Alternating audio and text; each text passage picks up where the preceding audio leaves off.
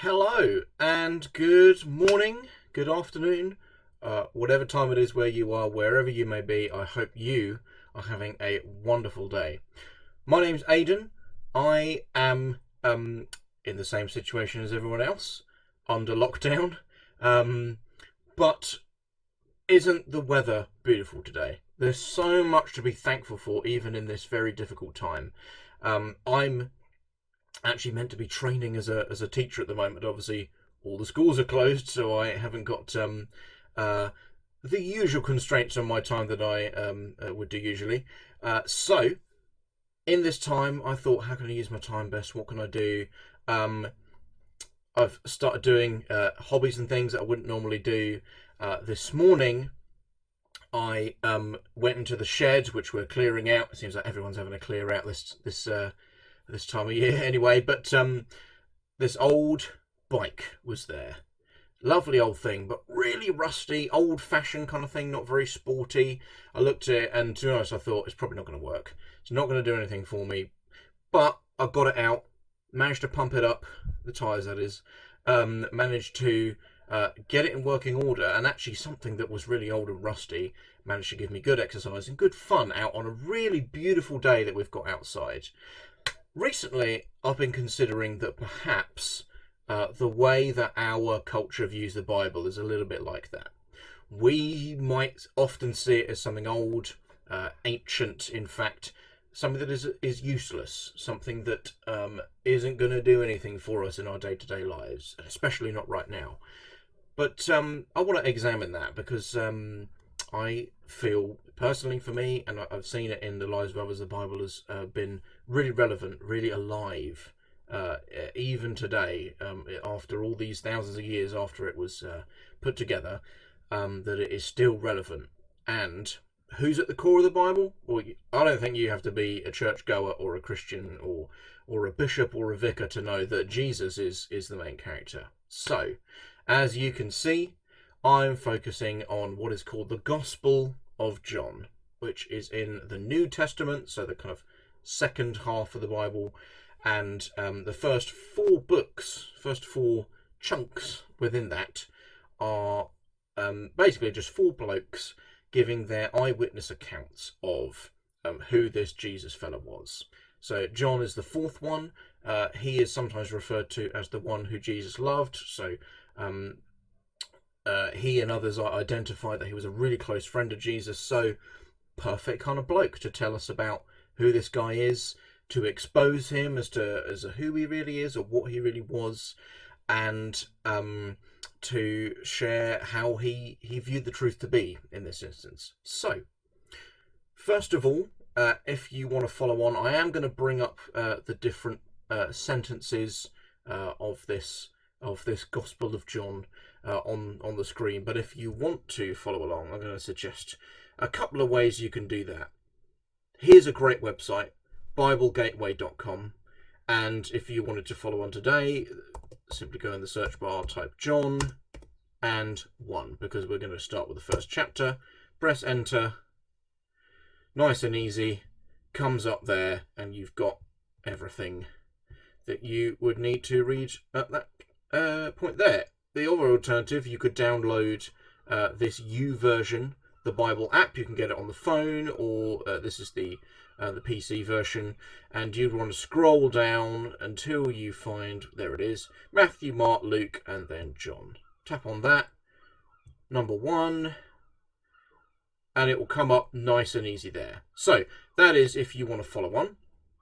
Very straightforward, but as I say, I'm going to be bringing up the sentences on the screen anyway, so you can just follow on like that. So I want to set the scene. This bloke John, good friend of Jesus. However, he ends up in this place, Patmos. Now I'm going to zoom out and show you exactly where that is. It is, in modern day terms, just off the coast of Turkey. There. So it's a very small, very insignificant island off the coast of Turkey. At the time, it was sort of part of Greece, taken over by the Roman Empire, and you can see if I zoom out a bit further, it's actually quite away from uh, Jerusalem over here, where Jesus would have lived and walked around, and all the quite a lot of the events that John is going to describe are actually in Jerusalem.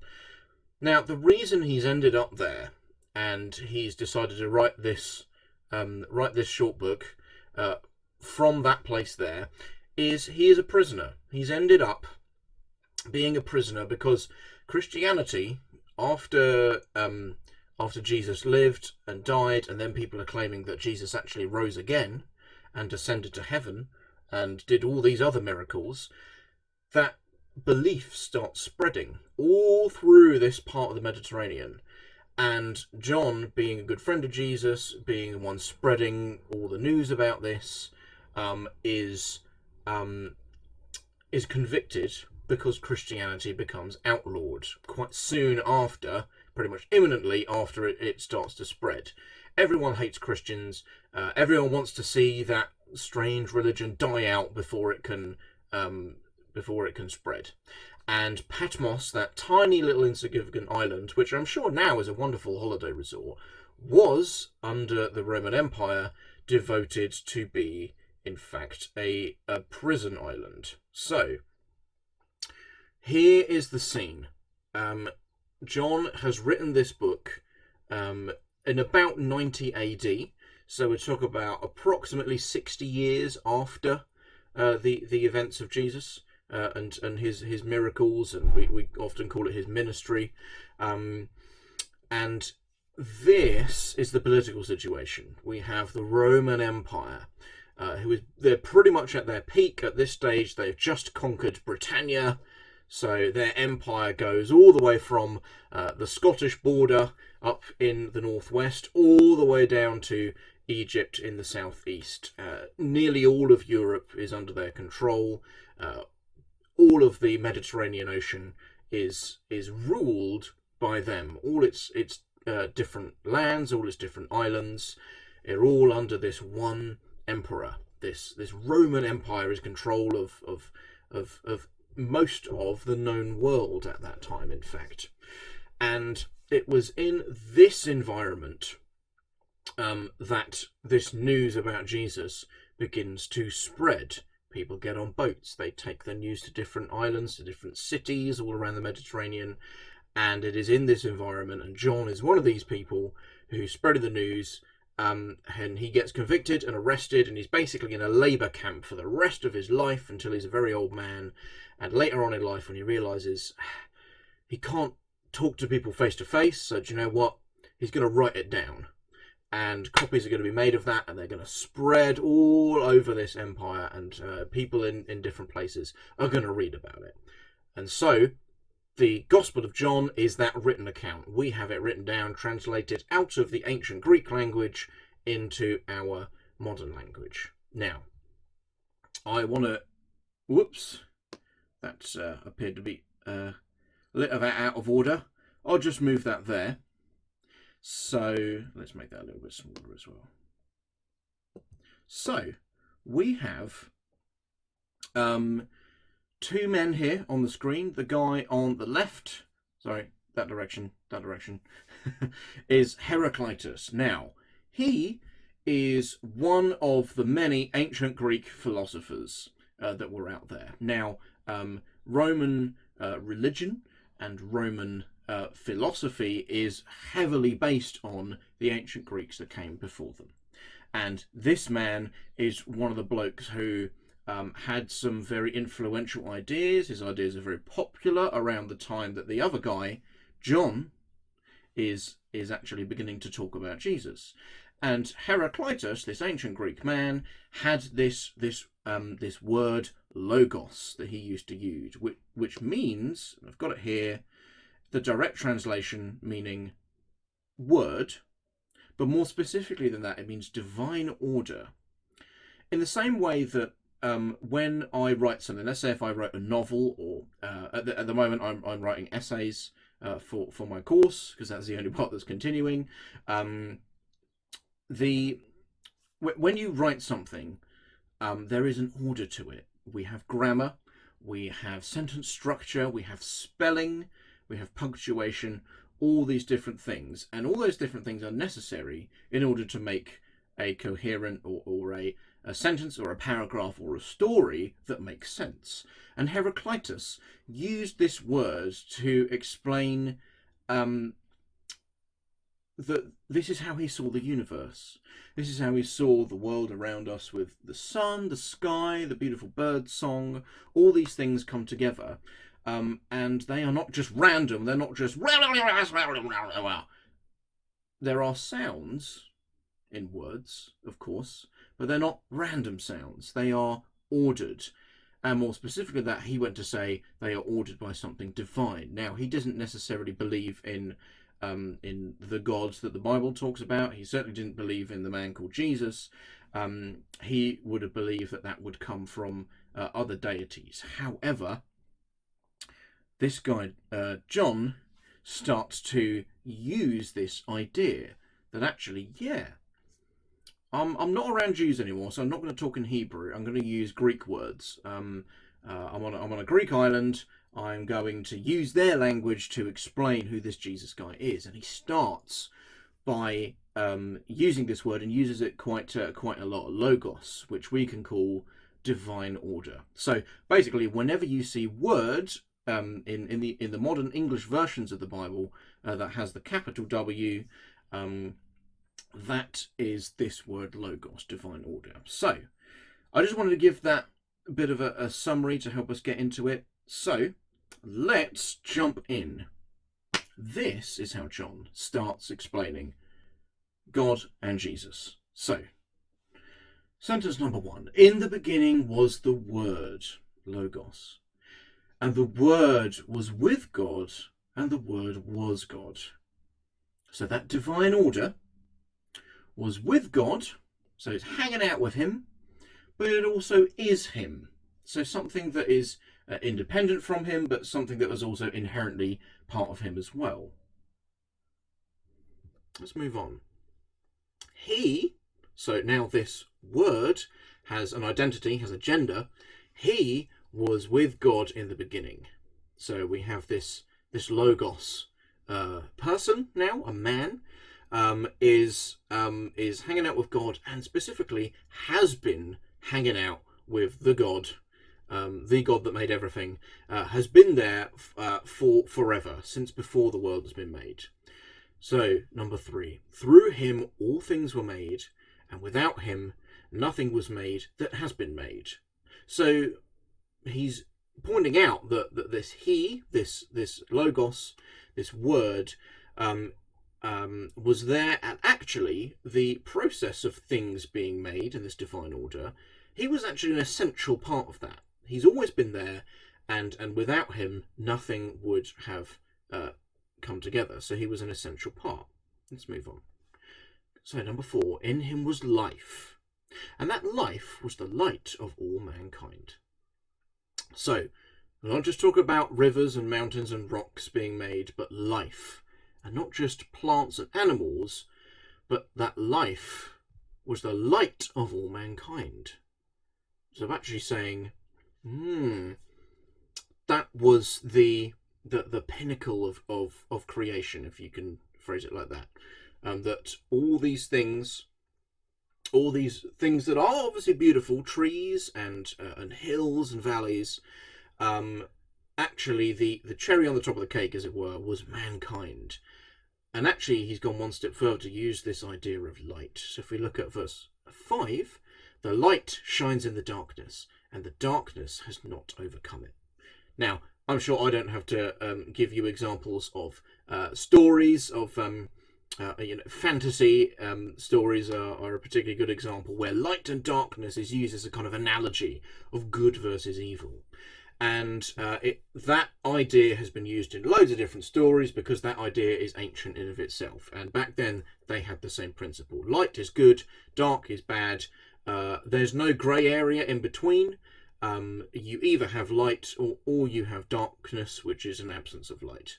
And he's saying that actually light is good, and light came in when mankind was made. And it comes from this divine orderer, if we can say that.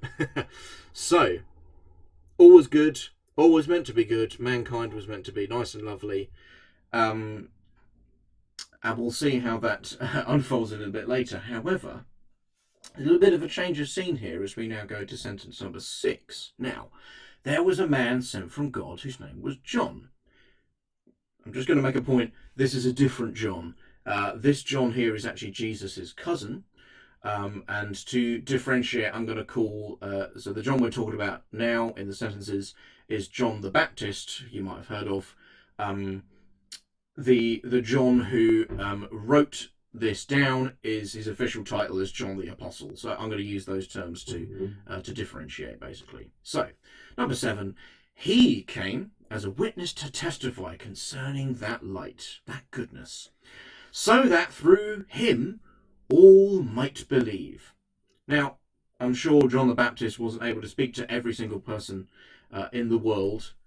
So when we talk about all, it's all that he was able to, all the people whom he was able to speak to, but also the fact that John the Apostle has now written down about the life of John the Baptist. So perhaps now this is what he's starting to mean. Actually, the word is written down and it's starting to spread to more than just the people who heard the things, heard the testifying concerning the light. And John the Apostle clarifies, if we look at number 8, he himself, John the Baptist, was not the light. He came only as a witness to the light. So he's coming testifying, he's coming witnessing, he's coming talking about this light that is and is to come. Let's move on. So, a bit more of a chunk here, but this is joining them together. We started with that almost like epic introduction linking to all before time and space began, and then we suddenly jumped to, we're talking about John the Baptist, who was actually a very, very strange hermit bloke who lived in the desert. What's the link here? Why are we talking about God at the beginning and then this little hermit bloke? So, number 9, the true light that gives light to everyone was coming into the world. So it sounds like a bit of a prophecy there. Number 10, he was in the world, and though the world was made through him, the world did not recognize him. He came to that which was his own, but his own did not receive him. Yet to all who did receive him, to those who believed in his name, he gave the right to become children of God. Children born not of natural descent, nor of human decision or a husband's will, but born of God. Now, obviously, these are broken into 9, 10, 11, 12, 13, those 5 different sentences, but they are originally kind of written together as one piece. In fact, all of this was actually originally written down almost like a letter would be. It's just that nowadays we break it up a little bit just to make it a bit more manageable. So, back to this idea of light. That light, that goodness, that purity, that it's got no darkness intertwined in it. It is pure goodness, and it has this identity. He, and we're talking about that divine order. He, it's the same identity here. He was in the world, and remember, he, it has made mankind, and is involved in the creation process. In that way, and so if we look at verse that sentence 10, he was in the world, and though the world was made through him, the world did not recognize him. And what John the Apostle is clarifying here is that surely, if our world, if we as human beings had remained purely good in the way that we were always meant to be, if we were truly and inherently good people, then we would recognize when the maker of the physical world, but also the maker of good and evil, or how better to say it, the person who decided where the boundary between good and evil is, he who has decided what love really looks like, what gracefulness really is, what gentleness really looks like in the world. If he, this divine person, who's hanging out with God, so he's on par with God up there, comes down into the world and walks around amongst us. If we truly knew what goodness looked like, we'd recognize him as soon as we saw him. But John the Apostle is saying, actually, he came to that which he made. Number 11, he came to that which was his own, but his own did not receive him. We didn't recognize him, which means we are not inherently good. We were always meant to be, but something has changed. We've become inherently wrong, broken, evil, you could say. And part of that is certainly evident. We all kind of agree that there shouldn't be wars or starvation, and we kind of feel like we should have something better than viruses going around in the world. We feel like we should have peace, but we don't. The world is broken. Something has gone wrong. Of course, you could simply say, well, there is no God, but in that case, then all these things are just natural processes, and there's no emotion behind it. There is no true good and evil. Or in the words of Voldemort, there is no good and evil. There is only power, and that is very different to the philosophical, theological, this kind of truth that John the Apostle is trying to bring. That actually we were meant to be people who understood what good really was, so that when this divine orderer comes into the world, we recognize him. But we don't.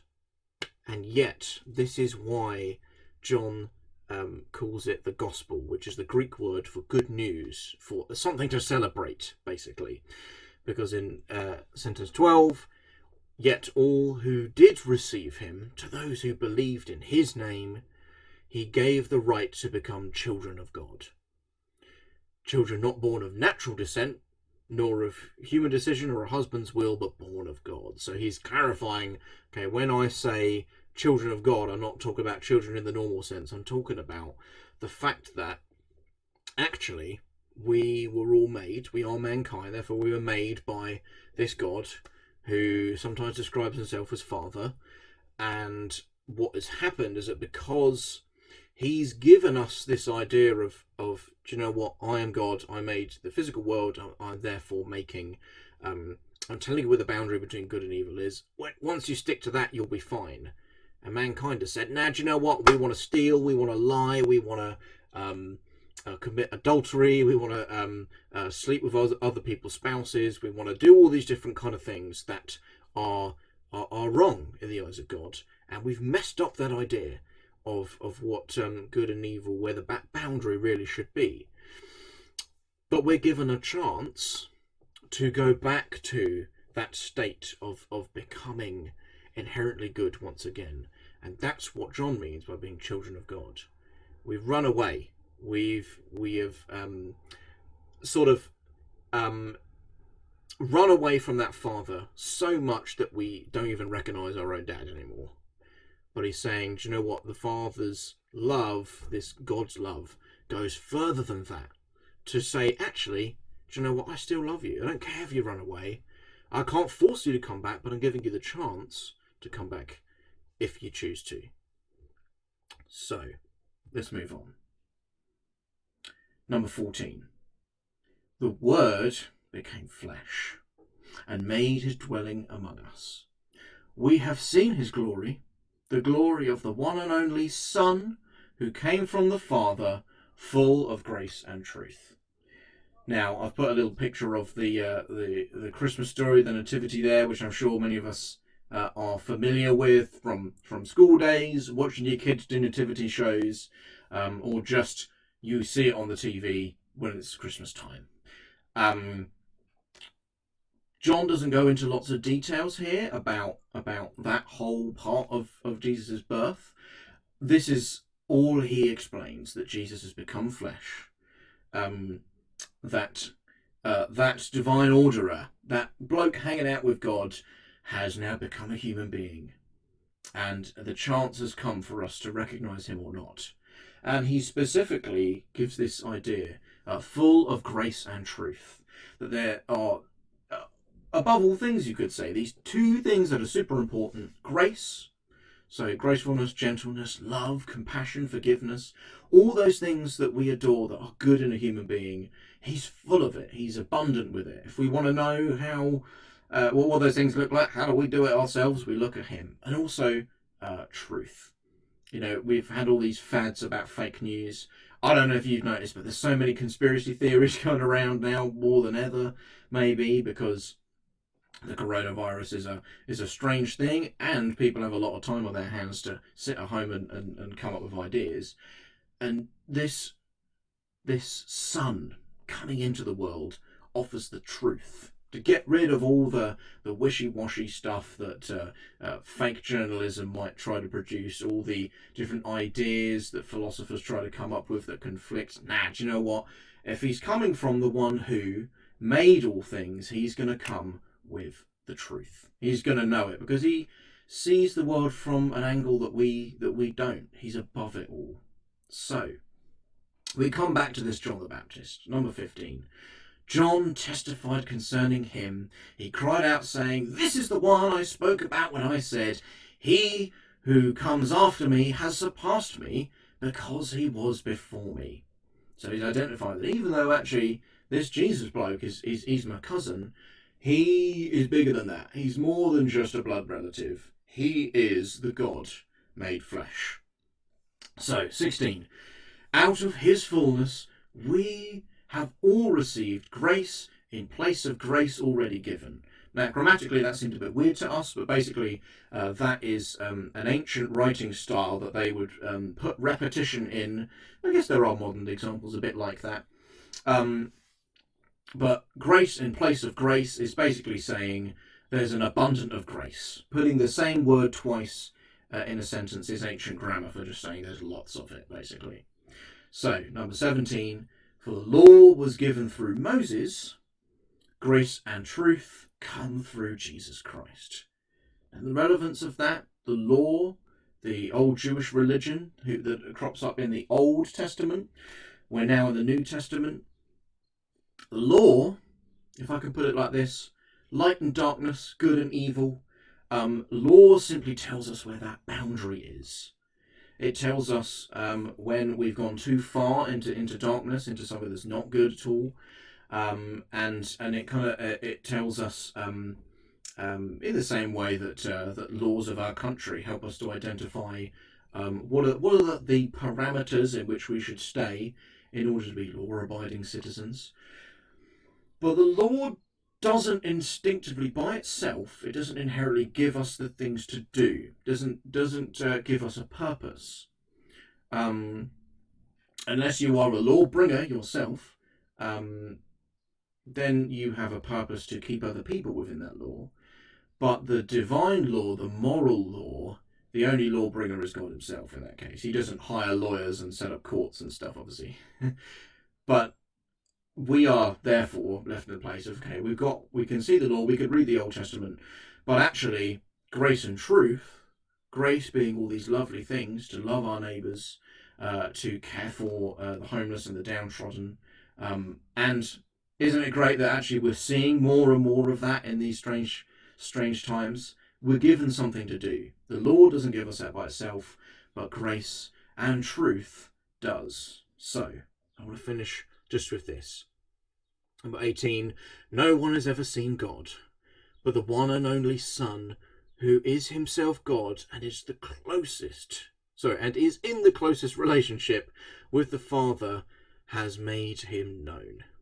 So, this is the beginning of John's Gospel. He's saying that Logos, that divine order, has come into the world, made flesh. This man John is talking about him, and wouldn't you want to learn all good things once we identify that actually this fella, this Jesus, is indeed the one who has spent an eternity with God before the world even began, has therefore developed the best relationship with the Father God, and has come to talk about God, to talk about love and how it's really defined and exemplified in himself, in the flesh, as a human being. How do we do love? How do we do gentleness? How do we know what the truth really is in this crazy world we live in? So, that's a bit of an intro. I've gone into some depths there of the history of some of the ancient language. I've done that at the start because I feel like this first chunk of the story of Jesus from John the Apostle's perspective, this first bit has a lot of interesting nuances, you could say, important little tidbits that are useful to know for when we go into the rest of it. So I hope you found that super useful. More videos are going to come soon, and if you have questions, comments, contributions, please, we want to keep the discussion going. There's plenty of stuff here that I wouldn't be able to cram into this this half hour. Loads of stuff that I'm sure you may have questions about. Keep them coming. Phrase it to us in the comment sections.